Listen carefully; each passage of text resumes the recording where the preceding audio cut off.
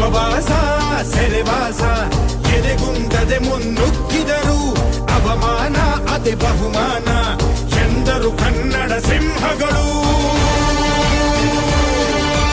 ಅಳಿದರು Kannada, ಉಳಿದರು Kannada, ಎದೆಗೆನೆ ಸೀಳುನಿ ಹರಿವುದು Kannada, ಬರೆವುದು Kannada.